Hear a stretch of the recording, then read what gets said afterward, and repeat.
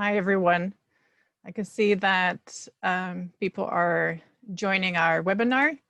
The webinar series, Disability in Health, Inequalities in Times of COVID-19. So I'm just waiting to see the numbers going up until they sort of stabilize and everybody is being able to follow what we're saying here. Okay, I think we're there for now. All right, hi, good afternoon, everyone. So my name is Ji Huang. I'm here joined by Zara Wooding, who's raising her hand right now, who is also of the BSA Disability Study Group, and Lindsay is there, who is of the BSA, the British Sociological Association itself. And I will present the presenters. I will introduce the presenters in a bit to you. Yeah, so this is the webinar series, Disability in Health, Inequalities in Times of COVID-19. We will be holding 5 webinars, and this specific webinar today is called Recognizing Disabled People. From our side on Zoom, we cannot actually see you. We can only see the number of participants or attendants. But we're really pleased to observe that you all stayed in today to attend this webinar. Here in the UK, where I am, we are still in some sort of lockdown, even though it's a bit of confusing where we are actually. And in London, where I am, it's also a very warm day, and you might be home under similar or perhaps very different conditions. And some of us might have been infected with the coronavirus. Some of us work with those who've been infected. Some of us might have lost loved ones. And some of us might be a high-risk population and doing everything to avoid all of this. And we recognize how this pandemic and how it was and wasn't dealt with has evoked very strong responses. And this is part of the topic of today. And we really want to welcome all of these. And we've actively tried to bring some of these here in the following webinars. We have presenters here from various levels of study, disciplines and locations and time zones. So welcome to everyone and all the attendants. This is the first webinar that we are hosting over Zoom. So it is quite likely actually that along the way there will be some technological and human glitches, but we hope for your understanding and patience. Before I go over the webinar schedule itself for today, I just wanted to briefly explain the approach that we take. There will be 2 pre-recorded presentations and 2 live presentations. We will put transcripts of the presentations and or the slides into the chat. And since we are using the chat function to communicate the transcripts, it cannot be used for other communication. All the presentations will be following on from each other without introductions generally and without time for questions. So what we will do is we will take questions after the 4 presentations. The way that we propose to do this is through the Q&A button. So you can see at the bottom here, you should have a Q&A function. This is where you can write your question to us during the presentations. At the end of all the presentation, we have around 15 minutes to ask some of these questions to the presenters. But it is quite likely that we will not be able to get to all the questions, or perhaps there are no questions, who knows? But we will do our best and sort of see how it works out. Since we are all on Zoom quite a lot and a bit zoomed out probably, we want to keep the webinars fairly short, and we aim really to finish at around 5 p.m. So we have 4 presentations, and you should be able to see the presenters right now as well. The first presentation is by Lucía Guerrero Rivière. She's a master's student in cultural studies at the Universidad de los Andes. Her title, or the presentation's title, is Life, Grievability, and Invisibility, Representation and Recognition in TRIAGE Protocols. The second presentation is by Anna Pilson. She's a PhD researcher in the School of Education at the University of Durham. Anna's presentation is entitled COVID-19 and Vision Impairment in Britain, a Narrative of Absence. The third presentation is produced by Shixin Huang, Cong Cai, and Xuehui Li. The paper is presented though by Shixin Huang, and Xuehui Li will join her during the Q&A. They are respectively from the Henry M. Jackson School of International Studies at the University of Washington and from the Disability Research Center at the Zhejiang Normal University. The title of their presentation is The Information Gap Faced by People with Disabilities in China During the COVID-19 Outbreak. The last presentation then is by Ivanka Antova. She's a research fellow for the Health Governance After Brexit project at Queen's University Belfast. Her presentation is entitled Disability Rights During the COVID-19 Crisis, Rollback of Rights and Long-Term Negative Impact. We will start now with the first presentation that is a pre-recorded presentation by Lucía Guerrero Rivière, who's a master's student in cultural studies and is in South America currently in wintertime, if I'm correct. And I'm gonna share my screen now. And then, give me 1 second, we will see the presentation.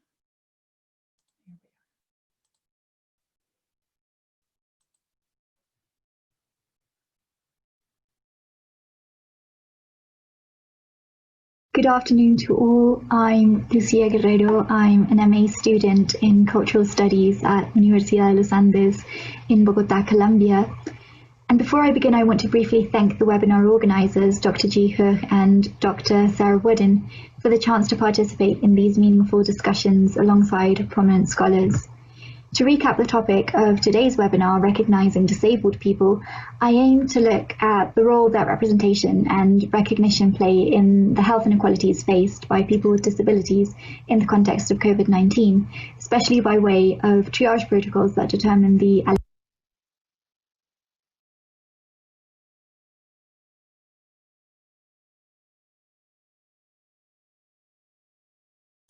My apologies. I realized that I didn't figure out how to share my screen and also post a transcript in the chat box. If there's someone with this technological knowledge, then okay, I think I figured it out. We're gonna start the presentation again. So I will be able to follow it. And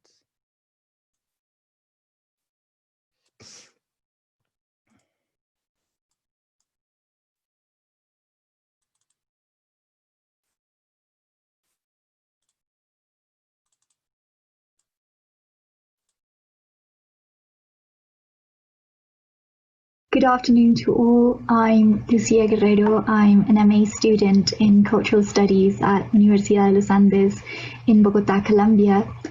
And before I begin, I want to briefly thank the webinar organizers, Dr. Xuehui and Dr. Sarah Wooden, for the chance to participate in these meaningful discussions alongside prominent scholars.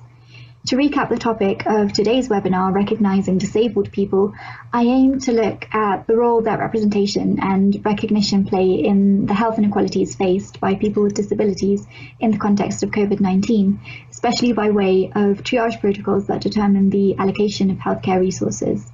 I seek to look at the ties between recognition of life, grievability, and how life appears or rather doesn't appear in discourse and mainstream media.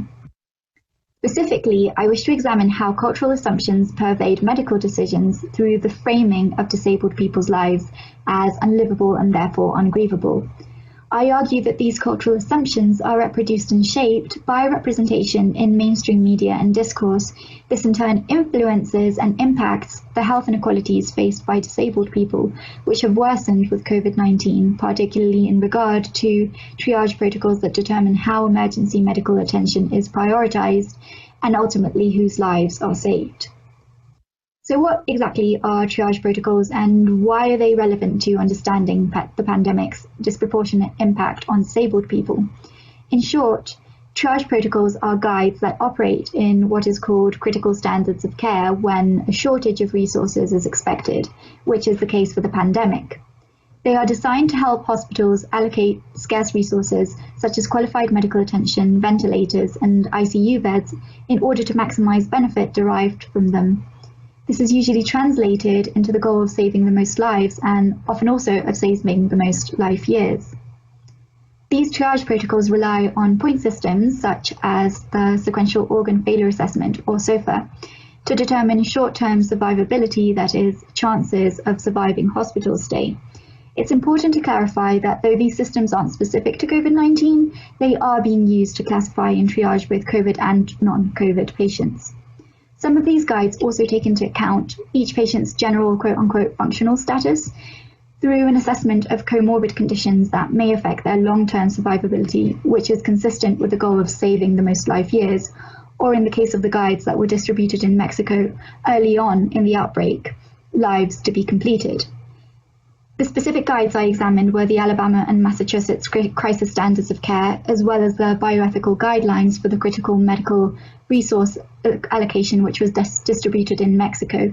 Although these three guides have since been revised, and thankfully so, it's important to examine the assumptions about disabled life that they rely on in order to design more equitable guides for countries like Colombia that are only just beginning to face the need for crisis standards of care. These guides are problematic in many different ways. For one part, the Alabama plan explicitly stated that people with intellectual disability, among others, and I quote, may be poor candidates for ventilator support. And although the Massachusetts guide warned against discriminating on the basis of factors such as race, serostatus, gender identity, disability, and so on, it did include the goal of saving the most life years, which could prompt healthcare professionals to deprioritize disabled people in light of their pre-existing conditions. This is also true for the guidelines for Mexico, with the added ambiguity of the term lives to be completed, which could allow for implicit biases to decide against granting a disabled person priority, tied to the idea that disabled life is less than complete, or of less quality, or is life less worthy of being lived to completion, which I'll expand on later. Disabilities are often associated with underlying health conditions that also result in higher SOFA scores and therefore a lower priority, and in cases where long-term survivability is considered, these comorbidities could also result in lower priority.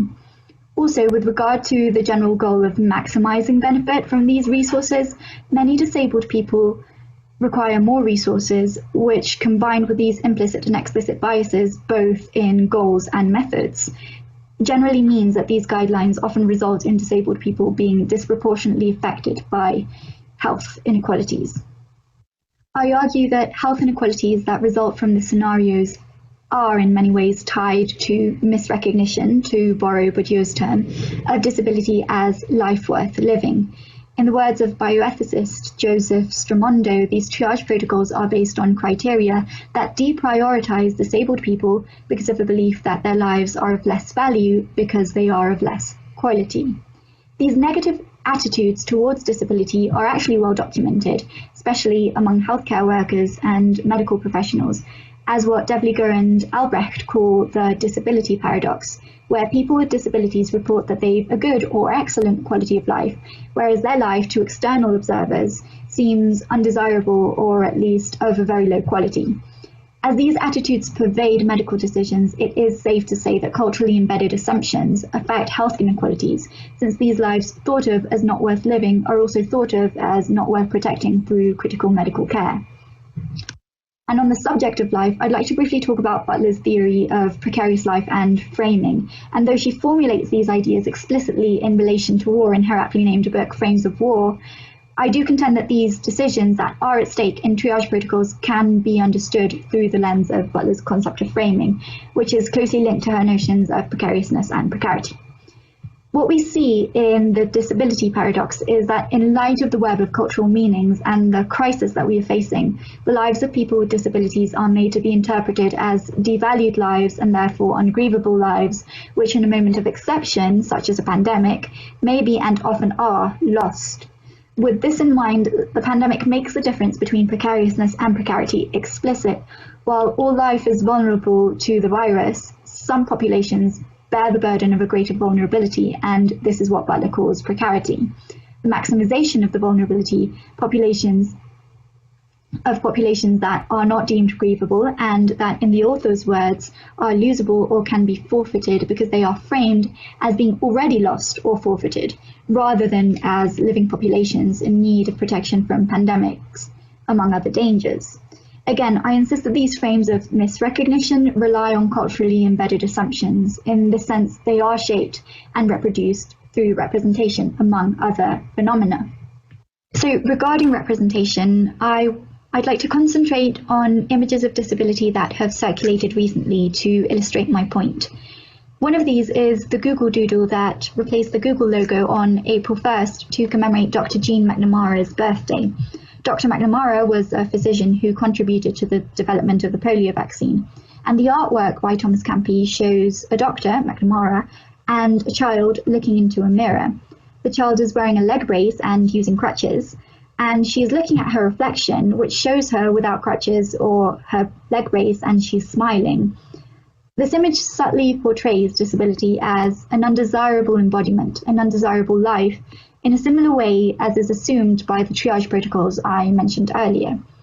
Clearly, this isn't the only representation of disability of this kind, nor the most egregious. More explicit depictions of disability as a life not worth living include the 2016 film Me Before You, in which the main character, who had acquired a disability, chooses to end his life because of it. In both of these cases, disability is invisibilized and instrumentalized because it is used as a narrative instrument to stand for something else, or to aid or move the plot of something else forward. Though I won't go into any more detail, this is something that Mitchell and Snyder explore through their concept of the narrative prosthesis. To end on an optimistic note, I want to delve into another form of representing disability that has circulated recently, namely Lebrecht and Newnham's film Crip Camp: A Disability Revolution, which was released earlier this year.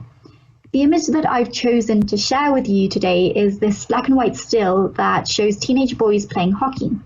Some of them are standing up, while some of them are in wheelchairs, and each of them is holding a hockey stick. This image appears to communicate the idea that disabled life is life, with teenage horseplay and all the other aspects that we associate with livable daily life. Here there is no ulterior narrative that disability is upholding. It is at center stage and therefore not made to be invisible or to stand for something else. I think it's appropriate to ask then what alternative web of cultural meanings could be reproduced through representations such as these, and how they could destabilize the frames of recognition that contribute and lie behind the health inequalities that disabled people are facing today in the midst of this pandemic. And although ableism in general and the ableism in medicine that the triage protocols used in Alabama, Massachusetts, and Mexico cannot be reduced necessarily to this link with representation, I do defend that highlighting and reflecting on it could help point to the ways that these biases are formed and ultimately operate. Moreover, by seeing them through the lens of grievability and precarity, this link becomes more evident and points to the dangerous ways inequalities that came to light with COVID-19 are actually ingrained in our cultural assumptions. It's on this note that I would like to conclude my presentation, so thank you very much for listening, and you can find the references and further reading here and in the transcript. Thank you.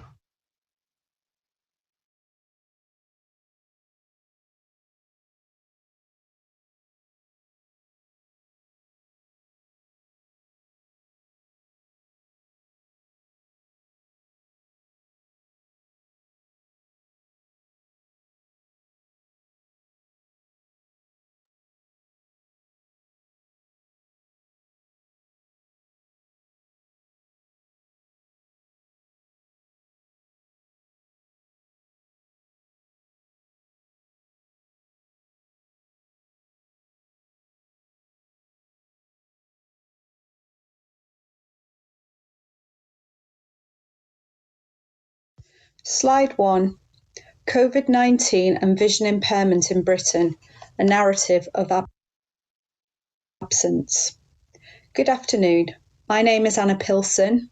I'm a second-year PhD student at Durham.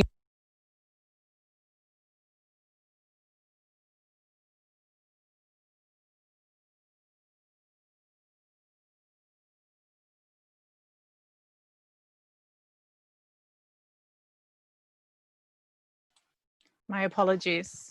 I'm just gonna, how are we gonna do this? Sorry, very briefly. Sarah, Yep. I realize I cannot have a full screen share and post on the chat. On the chat at the same time. Okay. Do you have access to the transcript? I don't have it, but I'll try and find it.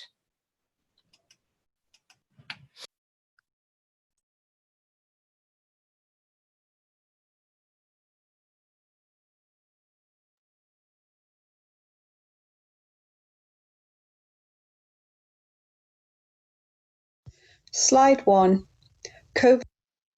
COVID-19 and vision impairment in Britain, a narrative of absence. Good afternoon. My name is Anna Pilson. I'm a second-year PhD student at Durham University School of Education. My PhD project aims to create a participatory action research project that positions visually impaired young people as knowledge producers and change agents in exploring their identities and educational experiences. I am also a practicing qualified teacher of vision impairment. Today's presentation is based on a piece written for the iHuman Research Collective at the University of Sheffield. It was published in April as part of a collection detailing the global impact of COVID-19 on disability. A link to this collection can be found below and is also available in the transcript of this presentation. I was compelled.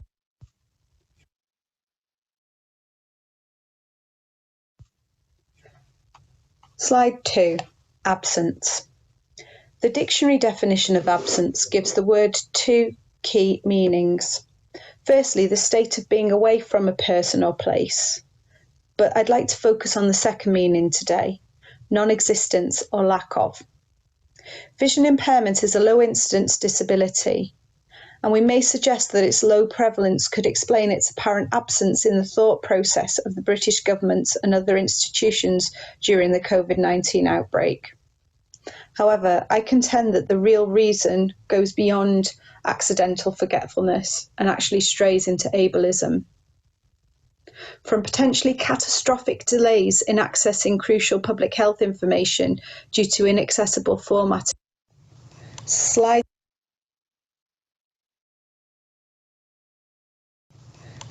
3, title, Marginalisation through Absence of Consideration. The adherence to the medical model of disability by the UK government during the COVID-19 pandemic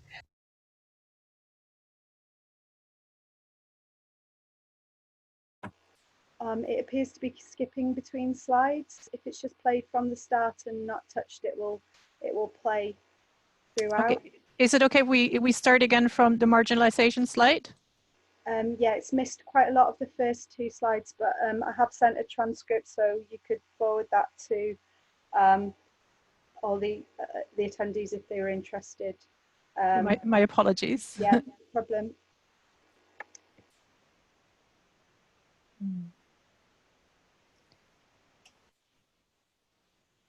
It may be that I answered a couple of questions. I won't do that at the moment while this is playing.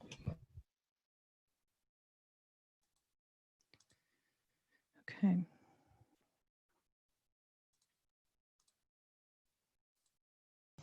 Slide 3, title, Marginalisation through Absence of Consideration.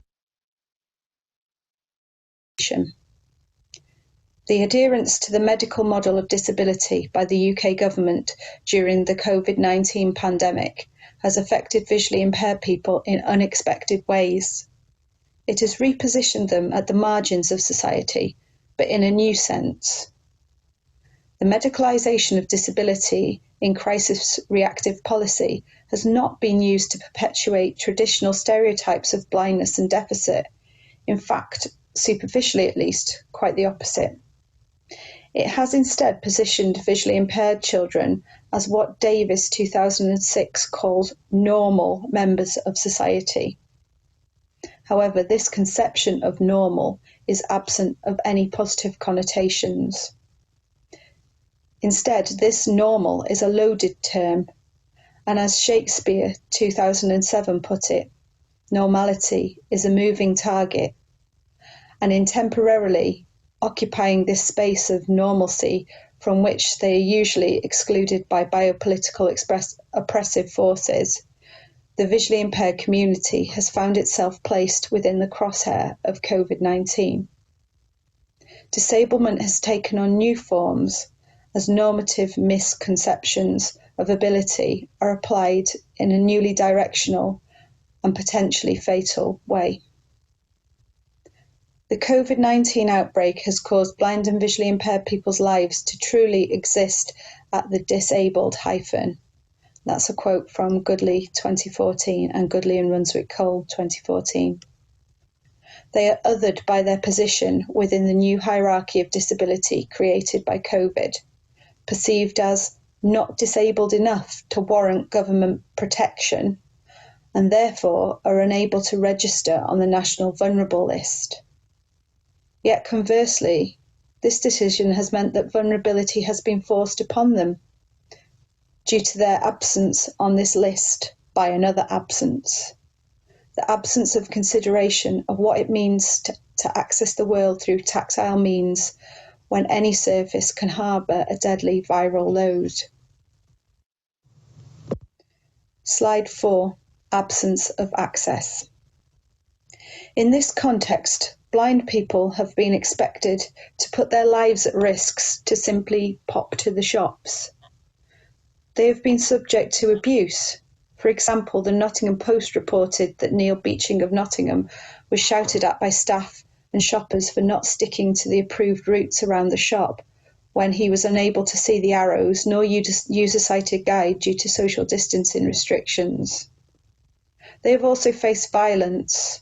The Liverpool Echo reported last month how a visually impaired old age pensioner who was reliant on shopping support had her pension stolen by a supposedly well-meaning neighbour. The VI community must run the gauntlet of touching products in supermarkets if they need to hold them closer to maximise their residual vision. They must rely upon the goodwill and good behaviour of others in hoping they can avoid what Hammer calls compulsory intimacy, such as the grabbing of their arms by others to help them. At other times, this compulsory intimacy can constitute simply an annoyance. But social distancing is a visually dialogical process that automatically absents visually impaired people from possessing equality of power in public places. These public spaces extend to those in virtual realms.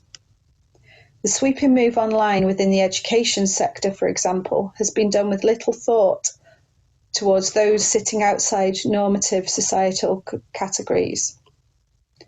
There's been an absence of thought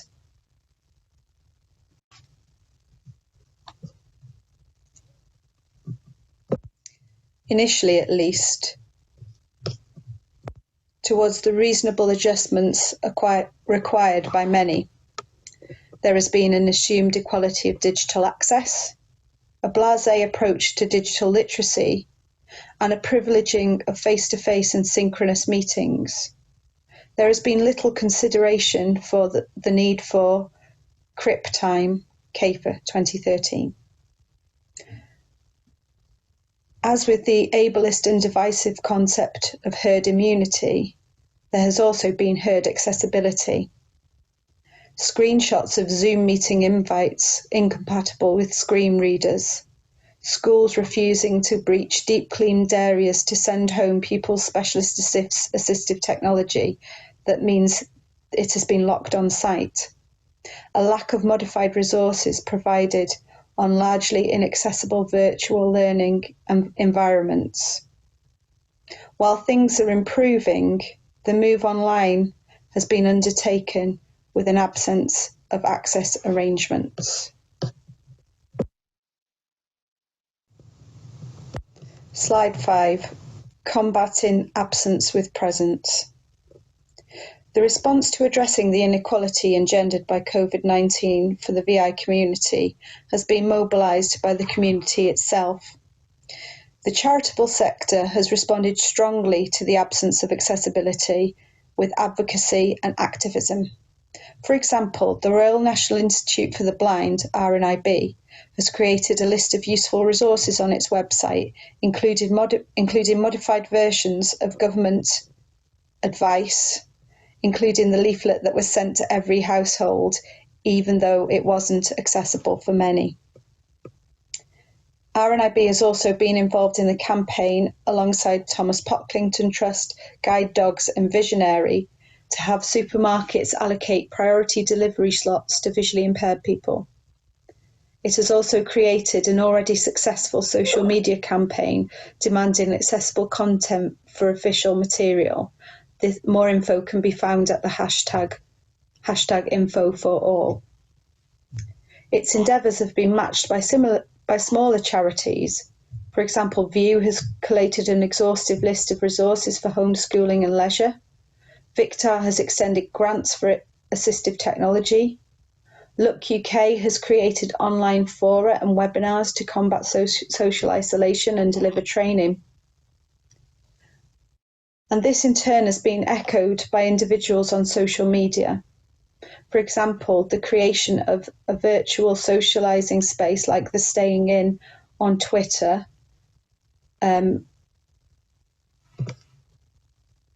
has proved a very popular resource and has supported itself via a successful crowdfunding and volunteering campaign. The VI community itself has inverted the narrative of absence by making its presence felt. Slide 6, absence of barriers. However, we cannot escape the fact that COVID-19 has served to solidify the position of blind and visually impaired people as straddling the insider-outsider divide in British society. It has been evident that there remains an absence of understanding at governmental level of the barriers that visually impaired people face in everyday life, which are caused by the unstinting and unquestioned primacy of sightedness. Michalko, 1998. However, the aftermath of COVID-19 may signify a new world, one which rejects the notion that the only valid ontology is the sighted one.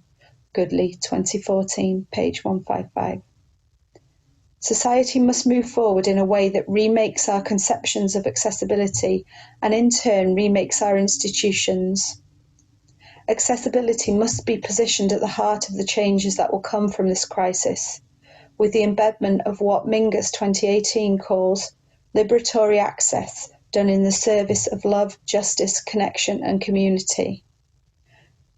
We need to consider what bodies, stories and things can presently do and what could they potentially do in a different context.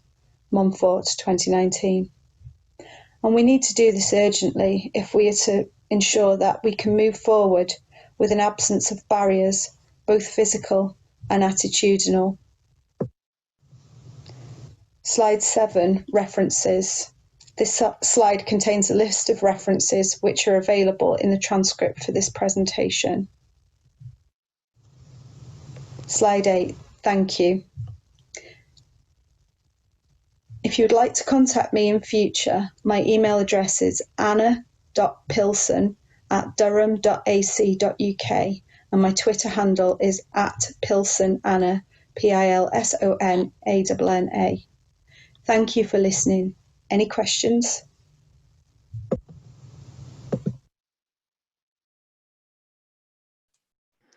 Many thanks. I will now share my screen with Shixin, who give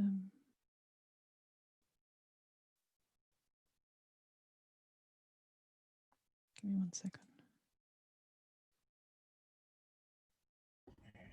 I hope you can, you will be able to see my screen now. Good afternoon, everyone. Today we are going to present a paper we are working on right now called The Information Gap Faced by People with Disability During the COVID-19 Outbreak. We are a group of 4 researchers from China. I am a doctoral candidate from the Jackson School of International Study, the University of Washington.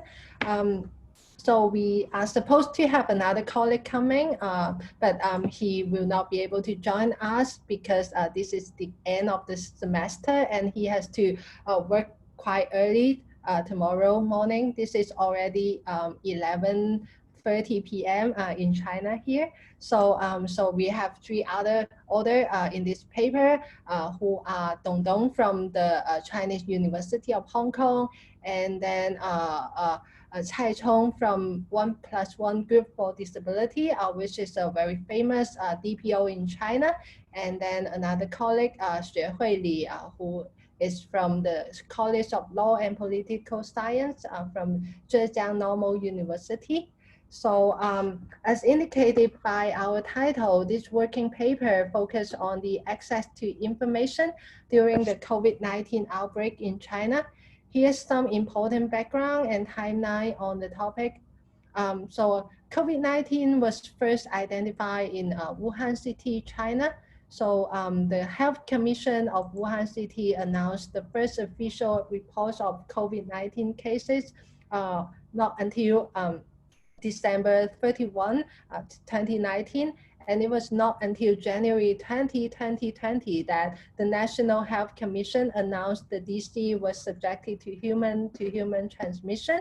And then all of a sudden on January 23rd, the Wuhan city was locked down. All public transportation was shut down. And then 5 other cities in the Hubei provinces was locked down too.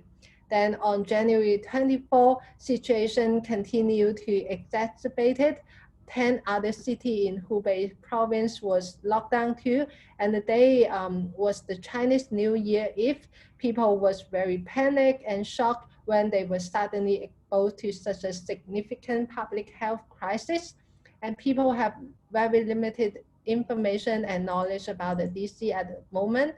All they can see was the message and posts on social media from healthcare workers and local residents about the lack of protection equipment and the overwhelming situation of hospital at the time. The lockdown of the Wuhan city was not ended until April the 8th, marking the relief of the pandemic in China. During this COVID-19 outbreak, people with disability in China, and particularly those in Wuhan city and Hubei province, face major challenge of information access. I would like to tell you a story from the deaf community in Wuhan city at the beginning of the outbreak.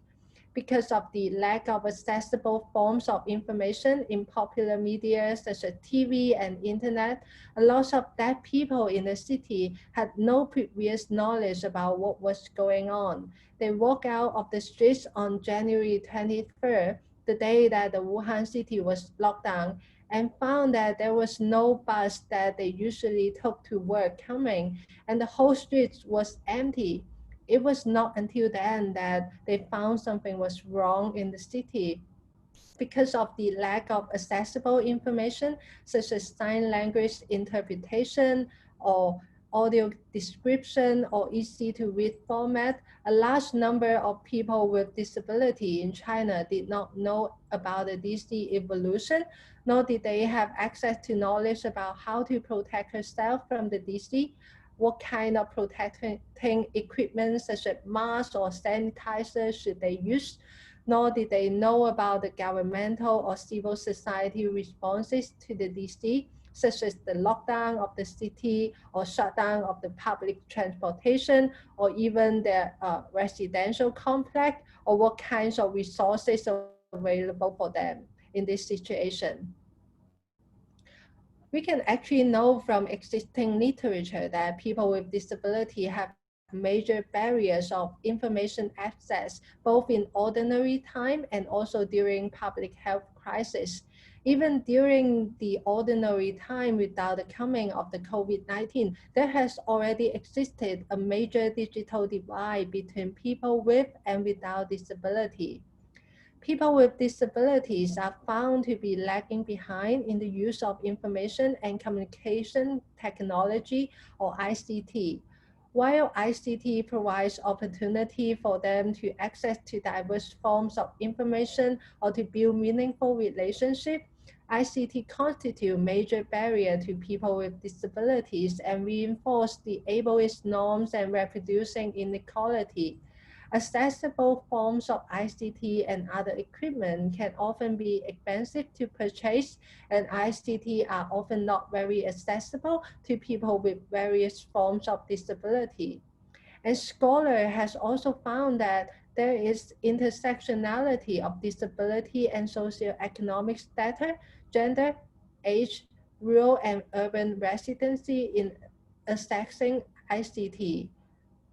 So in the time of emergency or disaster, this kind of digital disability or the inability to obtain current information and knowledge can significantly impact on person's ability to escape or survive.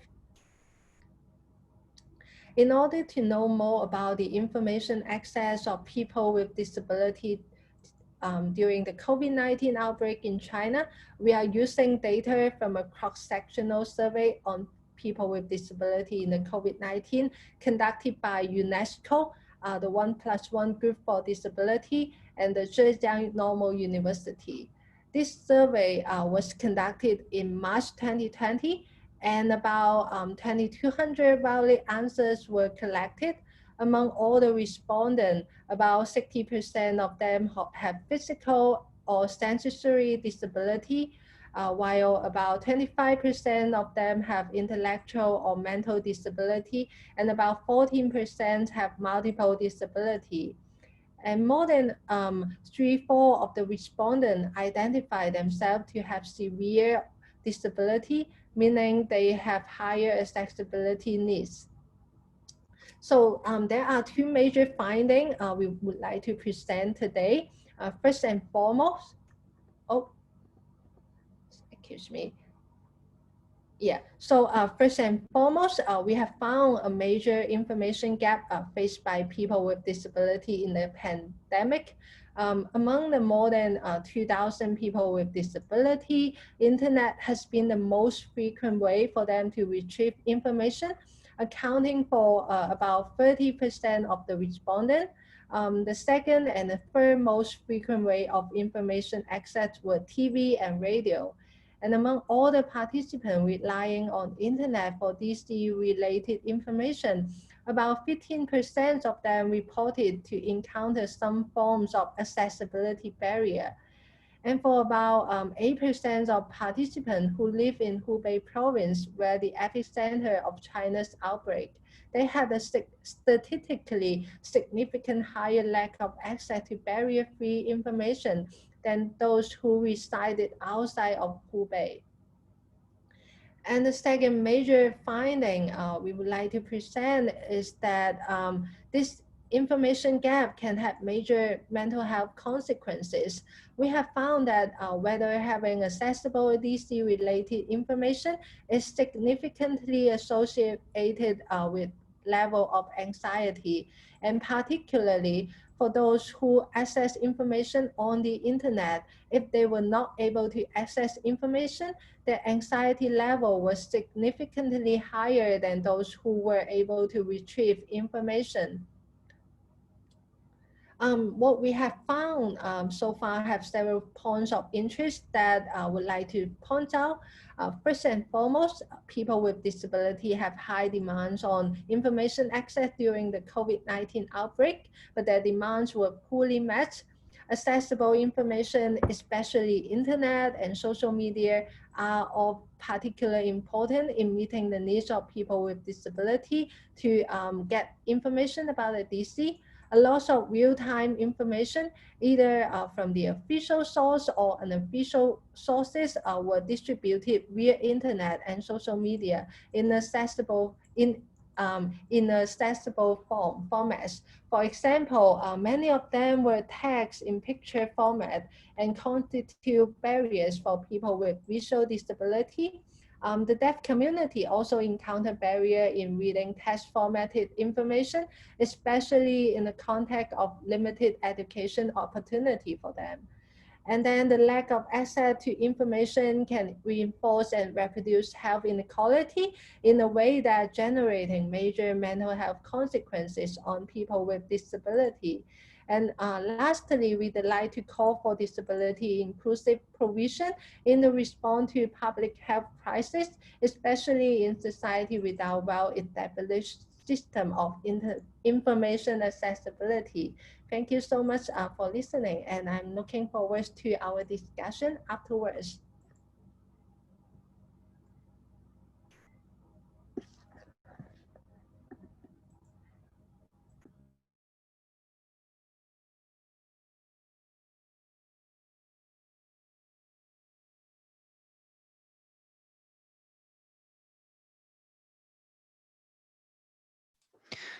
Okay, we're now going to Ivanka. Hi, Ivanka. Hi. You were, do you want me to do the PowerPoint or will you do the PowerPoint? I'll do the PowerPoint. I'm just going to share my screen now. Let's see what happens. Excellent.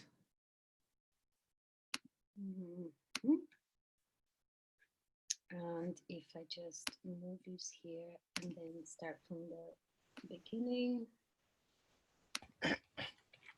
That's great, we can see it. Yeah.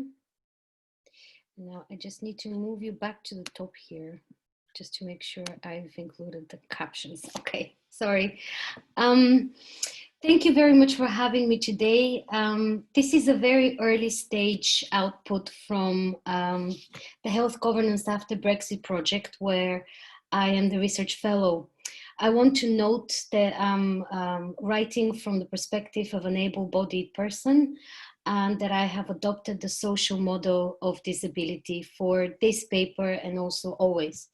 In this particular paper, I aim to share some thoughts and raise some questions about the legal and policy response to the COVID-19 pandemic in the UK, and whether it has been disability inclusive, and of course what it means for the future in the new normal.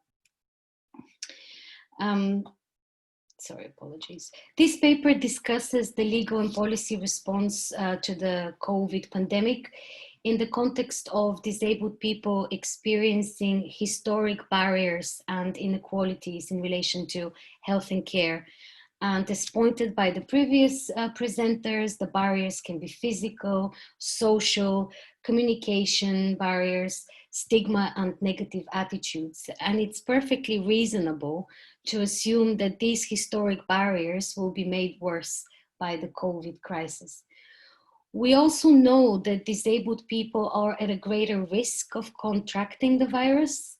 The World Health Organization has pointed out that the greater risk arises from barriers to implementing personal hygiene, such as washing hands, barriers to accessing public health information, like we've heard from the previous presentations, and of course, serious disruptions to the services many disabled people rely on.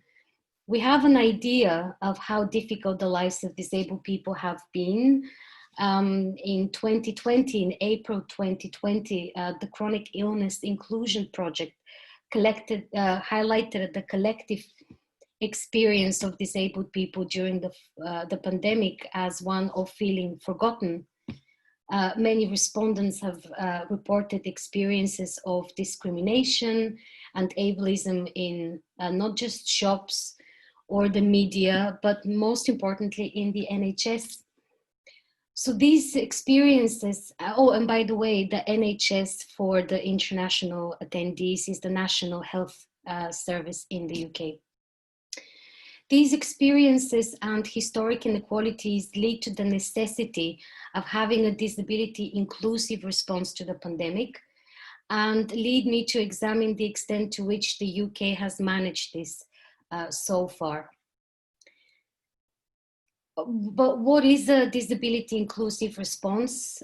This is a huge topic. There are many possible answers to this question. Here I offer a grassroots disability perspective. In April 2020, Disability Action NI, which is the biggest disabled people-led charity in Northern Ireland, where I'm based, wrote to the Minister for Health, Robin Swan, on the importance of preserving disability rights during the pandemic, even if the NHS is under an enormous strain. And I think their words that you can see on this slide encapsulate what a disability inclusive response should be or could be. In short, disability should not influence the chance of benefiting from treatment, and disability should not play any part of the decision-making on prioritizing and distributing available resources, particularly when it comes to critical care. In order to try and assess the extent to which disability rights have been taken in consideration when enacting emergency law and policy, we need to focus on at least several key provisions at play. I have chosen to focus on the Coronavirus Act 2020 and on two guidelines on responses of health practitioners during the pandemic. The National Institute for Health and Care Excellence, or NICE, guidelines on critical care, and the British Medical Association, or BMA, guidelines on ethical issues. Both these guidelines are considered examples of best practice, and there is an established practice for health practitioners to follow them, so their investigation is of key importance. The Coronavirus Act was introduced in March 2020. I'm focusing here specifically on Schedule 12. It's a huge piece of legislation. I'm focusing on Schedule 12 of the Act on local authority care and support. Schedule 12 essentially suspends the Care Act 2014, which previously imposed the duty on local authorities to promote well-being, to assess adults and carers' needs for care and support, and to take steps to work with disabled people on constructing personalized care plans and budgets. Under the new piece of legislation, and you can see that table I have created, local authorities will not have to carry out detailed assessments of people's care and support needs. They don't have to carry out financial assessments or prepare or review care and support plans. The duties on local authorities to meet needs has been replaced with a power to meet these needs. And the semantic here is important because a duty corresponds to a concrete right. A power corresponds to nothing concrete. It enables you to do something, but you're under no obligation to do it. The only exemption to the total suspension of the Care Act is the remaining duty to meet needs, where failure to meet needs would result in a breach of human rights, as per the European Convention on Human Rights. So what are the problems here? And there are many, and this is not an exhaustive list. The most obvious problem is that at a time when disabled people need health and social care the most, their needs are not being assessed and met. Duties have been removed, leaving disabled people with even fewer options and remedies, including from a legal perspective on challenging this in court. Duty and power are not the same for a law scholar. I'm happy to elaborate on this further if anyone's interested. Another problem is that disabled people have been excluded from the decision-making process on how their needs for health and social care should be met. Instead, the decision-making power has been placed exclusively in the hands of local authorities who have very different agendas. For me personally, the biggest problem with this new emergency law is the qualified language that it uses. Phrases such as soon as possible, reasonable information, proportionate response, reasonable steps. This is a clear deviation from previous legal language, for example, in the Care Act, but it also allows for gaps to appear in social care and health at a time when disabled people need it. The second problematic piece of policy response are the BMA, or the British Medical Association guidelines on ethical issues arising from the COVID-19 pandemic. They were published in 2020, April, and their main purpose is to address some of the ethical challenges likely to arise, and to provide, I suppose, information for doctors and nurses or health practitioners concerned that their actions may attract criminal, civil, or professional liability when they choose who to prioritize in terms of available resources. The BMA guidelines recognize that there are ethical contradictions at play here. There is a utilitarian commitment to an equal concern for everybody, and not that much of a concern with individual needs. The game they play is save more people with the available resources. Now, there are a number of problems here. Again, this is not an exhaustive list. A very serious problem is the vague language that is being used throughout the BMA guidelines. At no point, as far as I could tell, are terms like higher survival probability, objective assessments, decision-making protocols, explained in enough detail for anybody to be able to assess their actual objectivity and usefulness. And it is a dangerous practice to issue guidelines on ethics without grounding these guidelines in, for example, disability ethics. The third problem is the false equivalence between patients. Because of the vague language and the lack of definitions, there is an impression left that those considered frail to begin with, such as disabled people or elderly people, despite being stable or even improving in the context of COVID, may still not be prioritized for critical care because their frailty underpins suggestions that they're not the most viable patients. In a very similar nature, the NICE guidelines, released initially in March 2020, bring together other possible guidelines and policies, advice on best practice from health practitioners, and aim to maximize the safety of patients during the crisis, and also enable the best use of the NHS resources. On the slide, there is an image of the clinical frailty scale. The NICE guidelines rely on the clinical frailty scale. Basically, anybody who is admitted to hospital with or without connection to COVID-19 has to be assessed according to this frailty scale. And the frailty scale visual has 9 points, 1 being very fit and 9 being terminally ill, with short descriptions of each category of frailty with an accompanying image. And some of the images are, for example, an elderly person, presumably an elderly person, using a walking stick, a person using a walking aid, a person being accompanied by a carer, a wheelchair user.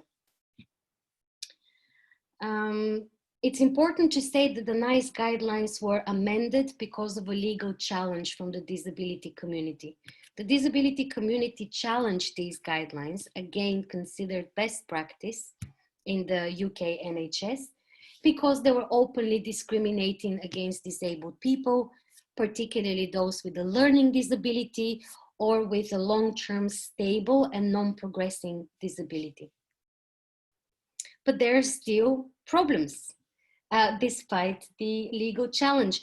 The first problem, as I hope I have explained by describing the clinical frailty scheme, is the imagery. Disabled people are depicted as frail, as using walking aids, as having a carer or a personal assistant, as the wheelchair user. So these images of disability correspond to ever-increasing levels of frailty. This type of imagery immediately suggests that disabled people are inherently frail regardless of how their disabilities may or may not correspond to COVID or to their potential for recovery from the virus. At no point in the guidelines is the concept of frailty explained, particularly in the context of disability. No engagement with disability literature on the subject. From a legal perspective, this is a very problematic piece of policy even after the amendment, because it still allows for people with disabilities to be openly discriminated. After the amendment, health professionals are not supposed to automatically use the critical frailty scale. Now NHS health practitioners can do an individual assessment of the needs of, for example, a disabled person. There is no explanation of what an individual assessment is, on what grounds do you assess, how do you construct this assessment. So I would argue that it still leaves a very serious possibility for discrimination on the basis of disability. So to conclude, the response we have seen so far, I would argue, is not disability inclusive. The law and the policy have relied on very outdated medical definitions and understandings of disability, as the other speakers have also noted. I would argue that established disability rights, such as the right to independent living, have been rolled back severely. And the long-term effect of care and health being denied, as well as what we consider established disability principles, such as independent living and personalization of care, the effects of this rollback will be felt into the so-called new normal. So I argue that disabled people will not bounce back automatically into the new normal as it is assumed. And I asked myself a number of questions that I'm happy to discuss in the question and answer session if there is. One basically on where do we go from there as legal and as disability scholars. Thank you very much.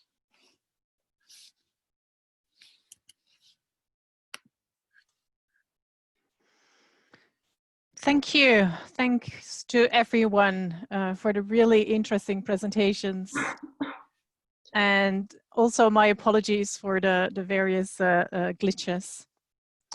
I think we can go to the questions now. Let's take 10, maybe a few more minutes to see what kind of questions there are. Oh.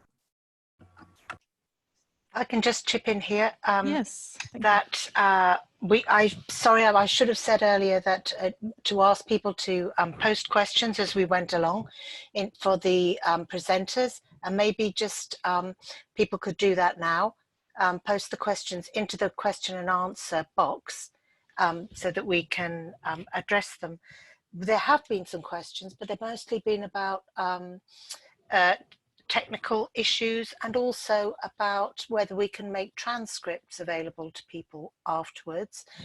G, could you say something about how the information will be, because we are going to make this available to people, aren't we, via BSA? And yes, we can discuss this with, I think it would be a good idea, we can discuss this with the presenters and make transcripts available if they're happy to. I think that's fine. I also think that I'm not really sure whether my transcripts went through the first presentation, so that might also be useful, as I probably accidentally only posted it to the panelists and not to the attendees. My apologies for that as well. So are there any questions right now? Here are two open questions. They're just coming in. Do you feel those, G? Mm-hmm. Ivanka, the first question is whether you can maybe elaborate a little bit on that disabled people will not bounce back immediately. There's one question. Do I answer now or wait? Or I think you can answer now. I think that's okay. Yeah. Thank you very much for the question. So bounce back is a phrase bounce back is a phrase I hear an awful lot. Now that we're moving, Northern Ireland is relaxing the lockdown rules as we speak. So people are expected to bounce back or to return to normal, as if nothing is happening really, right?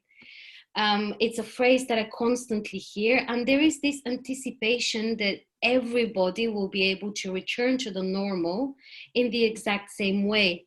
I love the phrase from the previous, one of the previous, from Anna's presentation, a herd accessibility. Now I think we're going to see a herd return to normal, the assumption that everybody will return to normal in an equal manner. But of course, the global pandemic didn't affect people in an equal manner. We know that disabled people are among one of the groups of people who are very heavily impacted. So these long-term impacts on disability rights, on disability experiences, on basically rocking the foundation of what many of us assume is at least a stable process of strengthening disability rights and disability voices, is being left shaken. And that will prevent people from, just returning to normal. I think, again, to use one of the phrases from the previous presentations, that is normality imposed on people. Anna, it's your presentation as well. Now there is, I would imagine, an imposition on people to just go back to normal. I hope that kind of answers the question. Thank you, Ivanka. I think it was really interesting. There was here one question to Shixin about how autism is considered in China specifically, whether it's considered a disability, because it's not an intellectual disability, many people confuse it. So there was kind of a question like, how are autistic people, perhaps who are not also intellectually disabled, how they are treated in China, and whether there's been any change during COVID-19. Yeah, thank you so much for this question. As far as I understand, autism has been put under the category of so-called psychiatry disability in China. So there's several categories of disability, including intellectual disability or psychiatry disability, physical disability, visual disability, etc. So the diagnosis of autism has usually been put into psychiatry disability according to this official standard, kind of the disability book that people with autism would usually get from the government. And regarding to people with autism, during the COVID-19, there's actually a very famous case during the outbreak. And also such a huge tragedy. There was a father, a single father with two sons. Both of them have some kind of autism or developmental disability. So the father was diagnosed with COVID-19, and then he was held in quarantine in the hospital with one of the child. And then for the other child with autism, he was put at home alone. I think he was 16 years old at the time, and he didn't, he was not able to take care of himself, and nobody was like really taking initiative to take care of him, to kind of provide him with food or daily care, etc. So after, I think after 7 days of the father being put into quarantine, that boy with autism was just starved to death alone in a rural village in Hubei province. And then this tragedy was later on being known by many people in China. And then a lot of DPO and also parental organization just acted up to that and formed a network of mutual help and self-help to kind of facilitate people with disability getting resources and also information and also some kind of online network so that they can get really help and also resources that they need to get out of the situation, because the official or governmental intervention to people with disability at the time was not really adequate or even available. So it was really a huge tragedy and events that trigger the national civil society acting up to that. So thank you so much for raising up about that question about autism. Thank you. There is a question here about the Human Rights Act, whether that plays any role, which is a specifically UK question. Maybe Anna or Ivanka wants to say a little bit about that. And also a question, before we go to one general question, there's also a question about whether anyone knows about research studies that disabled people can take part in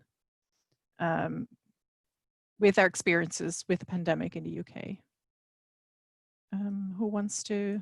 Anna, do you want to say something?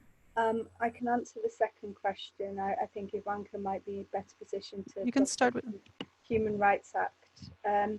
I know that there's a project run by the University of Sheffield and the British charity Scope that has just been announced on Twitter today, and it's called it's for young people who are disabled, and it's trying to find out about their experiences of disability, but I imagine that COVID will be brought into that.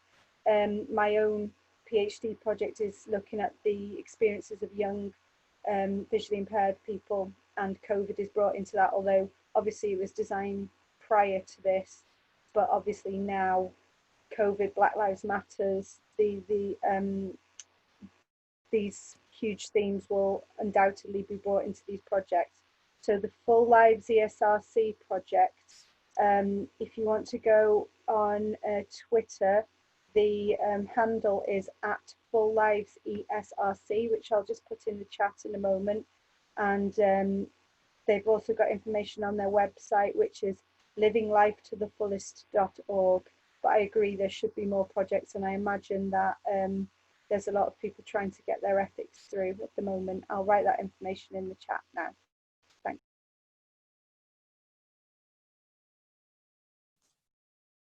I'm actually starting research quite soon on ADHD women, so stuff might come up there as well, but field work will take a while. Ivanka, do you want to respond to one of these questions? Very quickly on the question of ongoing research, I'm afraid I only know of research that recently concluded. For example, the survey by Disability Action NI, who are focusing on disabled people's experiences during the pandemic, specifically to Northern Ireland, as well as the Chronic Illness Inclusion Project. I would imagine a place like, for example, the Centre for Welfare Reform, which is also based in Sheffield, might always be interested in working with people and publishing written pieces on experience. But thank you very much, Anna, for sharing the information. Quickly on the Human Rights Act, Douglas, you're asking me a very good question that I don't have a good answer for. So instead, I'm going to do the classic and say I will definitely look into it because I should.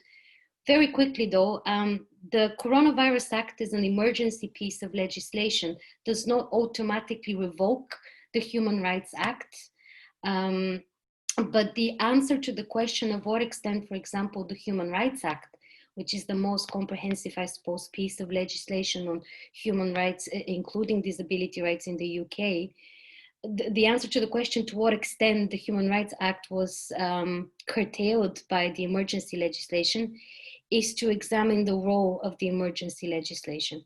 I think in the emergency legislation, there are clear examples of rollback of rights. For example, the suspension of the CARE Act. The Human Rights Act can't just be suspended. Certain rights are not, they can be curtailed. For example, the right to assembly, the right to all of the rights actually can be qualified, including the right to life and the right to not be tortured. If you're going to qualify rights, however, you have to do it for a very good reason. It has to be a proportionate, curtailing of rights, and it has to serve a purpose. And I would argue that that's the best answer I can give. As a whole, so far, the response has been neither proportionate, nor has it involved disabled people and their organizations into actually assessing to what extent the response has been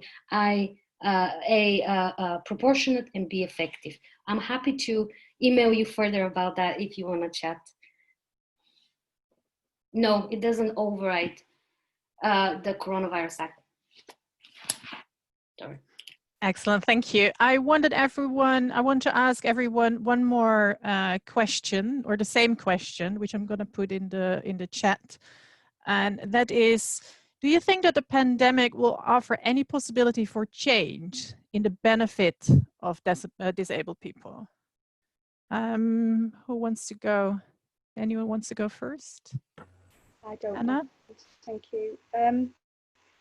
I think that, as I did say in my presentation, but I think these slides were missed. I think COVID has exposed and engendered inequality, and that's clear. But it's also got potential to be a really generative moment, because we've seen, although I was quite critical about the move online, when I wrote the blog, it was a couple of months ago this presentation was taken from, and I do think things have improved. And you know, we've seen today that things aren't perfect and we're still learning, but I do think that these ways of working, where we're having transcripts, where we're having live captions, where, you know, BSL interpreters are being on site, and we're having the opportunity for remote and virtual learning, I do think that they will stay, and they can be very beneficial to a lot of disabled people. I think that I'm concerned because, like I said, I talked about herd accessibility feeding off of herd immunity, and I did think at the time that there was a big chance for these attitudinal barriers to be reduced or removed. But now, the way that we're coming out of lockdown in the UK, there's a very big push to go back to the new normal, as we're calling it. And in my presentation, I talked about the loadedness of the term normal, and also the way that different parts of the population have been vulnerabilized by this pandemic. I'm not sure if that's going to be embedded, and I think it's, you know, in Ivanka's presentation, it's absolutely frightening when you think about the how legal rights were swept aside. And I'm very glad that there's been people within the community who have fought for disabled people's rights. But again, it's as I said in my presentation, a lot of the reaction to fighting inequality has come from the community itself. And I think, like Lucia said in her presentation, that there is still that perception of disability, well, indeed, as we've seen in changes to law, as less than. And I think we've got, you know, we've moved online, and we're using tools that disabled people have used for years. And I think we need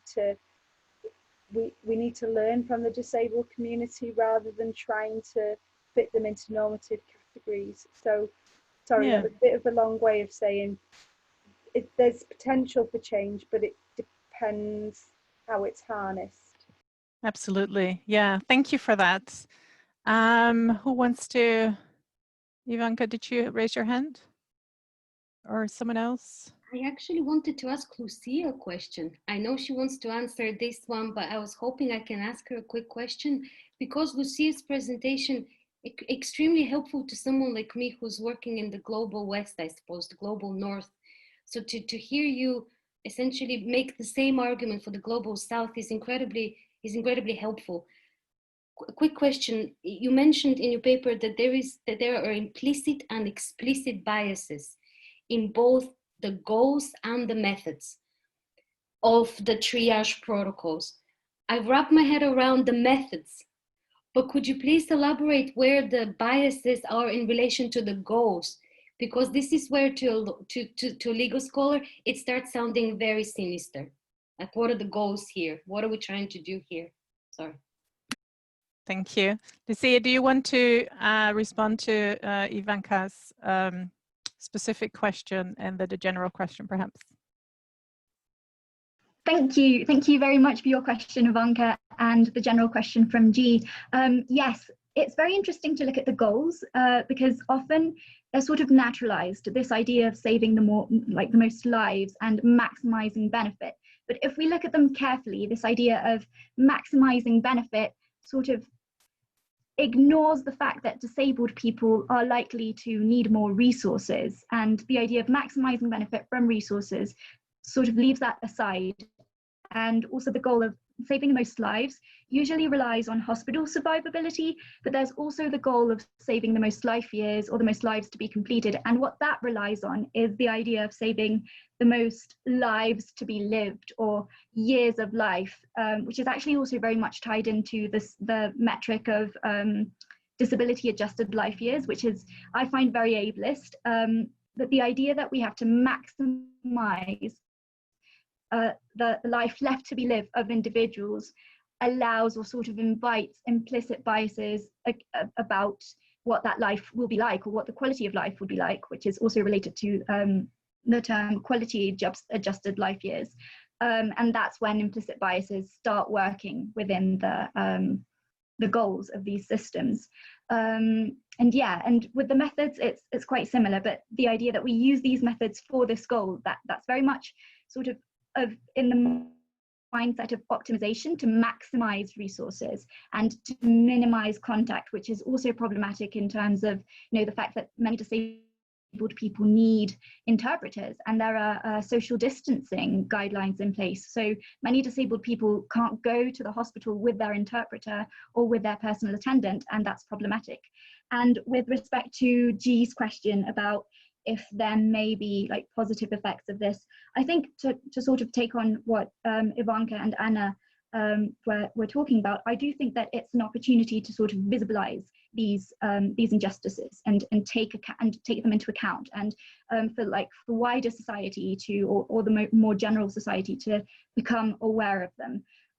As historian of medicine Charles Rosenberg says, epidemics and pandemics function as sampling devices for societies, and it sort of helps us see how our cultural assumptions are actually working in very material ways against a certain group of people or different groups of people. And again, this is what I think of as provisional citizenship, the idea that some populations have a citizenship that can be revoked at any point, and this is what a crisis makes evident. And also, as Anna said, the opportunity to learn from disabled people, that disabled people have a very sort of, they've been used to using technology, virtual technology, for a really long time, even to do activism. So I think it's very important to take into account their voices in a moment of crisis. And that's all. Thank you very much. Thank you, Lucia. Shixin, did you want to add some last words before we're going to wrap up?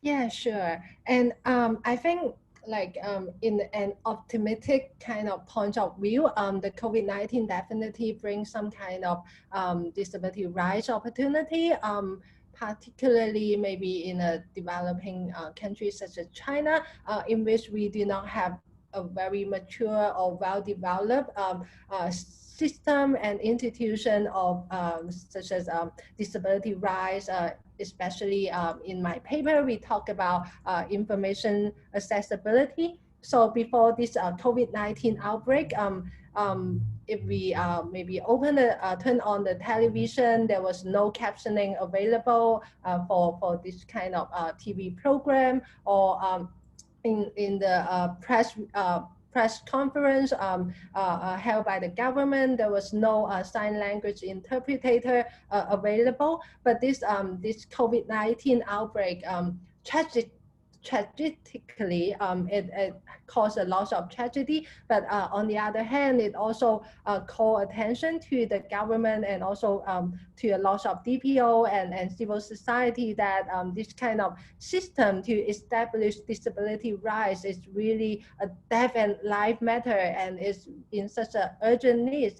And we have been seeing that this kind of system and institution of disability rights has been gradually or even fastened during this COVID-19, and then the government was providing the sign language interpreter for the press reference conference because of the pressure from DPO groups and people with disability. So if we kind of people with disability and advocacy group can really take this opportunity to make our voices and to make our concerns being heard, then this could actually be an opportunity for advocacy and for action and for connectivity and also for networking between our civil society. Excellent, Shixin. Thank you so much. I think we're going to call it a afternoon. And I think this was really amazing. This was our first webinar. It didn't go perfect, but it could have been a lot worse. We didn't have as many technical glitches as we thought we would have, right? So thank you, just to end, thank you to everyone. Thank you to the British Sociological Association for enabling us to organize and hold this webinar. Thank you to Lucía Guerrero Rivière, to Anna Pilson, to Shixin Huang, to Ivanka Antova, who put together the presentation at such a short notice. It was really short notice. And a thank you to everyone here who attended. So next week, there will be another webinar. Then the topic will be education. It will be a slightly shorter webinar. And just remember, since each webinar has a unique Zoom link, make sure that you register. And I'm going to put this actually right now in the chat to everyone. So make sure that you register for each of the webinars that you want to attend. And in a few weeks, not immediately, but in a few weeks, the BSA will upload the webinar recordings to their YouTube channel with automated captions. So please keep an eye out for that as well. And we also will try to send everyone all the information that the presenters want to share with you. So for now, I hope you enjoyed the webinar, and we look forward to seeing some of you again at one or more of the next 4 webinars. And I think that's it for today. Yes, and thanks everyone in the Q&A for your comments. And yes, have a good evening. So I'd say, yeah, bye-bye. Thank you so much. Bye. Thank you, everybody. Bye. Thank you to everybody. Goodbye. Bye.